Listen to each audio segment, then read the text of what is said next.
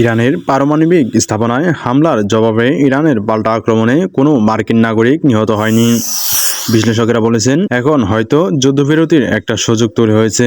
এর মধ্যে ইসরায়েলের, ইরান ও যুক্তরাষ্ট্র প্রতিটি দেশই নিজের বিজয়ের গল্প বলেছে। মিসাইল ছোড়ার আগেই ইরান শান্তিপূর্ণ সমাধানের পথ খুঁজেছিল। সোমবার সকালে ইরানের জাতীয় নিরাপত্তা পরিষদ জরুরি বৈঠক করে। সেখানে যুক্তরাষ্ট্রের ওপর পাল্টা হামলার বিষয়ে আলোচনা হয়। আগের সপ্তাহে ইসরায়েল ইরানের সামরিক নেতা অবকাঠামোর ওপর ভয়াবহ হামলা চালায়। এরপরই যুক্তরাষ্ট্র 3টি মূল পারমাণবিক স্থাপনা বোমা ফেলে। এতে ইরান বড় ধাক্কা খায়। ইরান মর্যাদা রক্ষা করতে চেয়েছিল।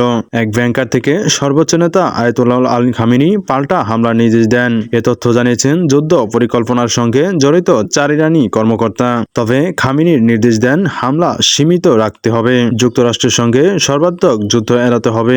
ইরান চেয়েছিল মধ্যপ্রাচ্য অঞ্চলের কোনো মার্কিন লক্ষ্যবস্তুকে আঘাত আনতে, তবে তারা যুক্তরাষ্ট্রকে আরও হামলা করতে উস্কে দিতে চাইছিল।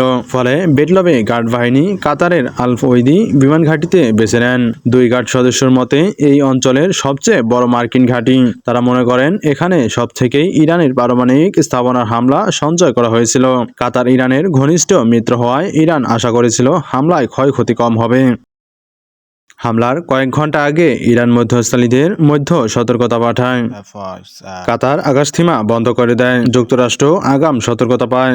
জনসাধারণ উদ্দেশ্যে ইরান বলে, এই হামলা ইরানের ওপর আঘাতের পাল্টা শোধ। টিভিতে ইরানের সশস্ত্র বাহিনীর মুখপাত্র বলেন, কাতারের মার্কিন ঘাঁটিতে বেটলবি গার্ড বাহিনী হামলা চালিয়েছেন। তিনি বলেন, আমরা আমাদের শত্রুদের সতর্ক করেছি, পালিয়ে গিয়ে বেঁচে যাওয়ার যুগ শেষ। আক্রমণের সময় ইরানের রাষ্ট্রীয় টিভি দেশান্তরের গান বাজায়। কাতারের আকাশে ক্ষেপণাস্ত্রের ঝলক দেখানো হয়। উপস্থাপকেরা ইরানের গৌরব ও বিজয়ের কথা বলেন। ধন্যবাদ ডোনাল্ড ট্রাম্প।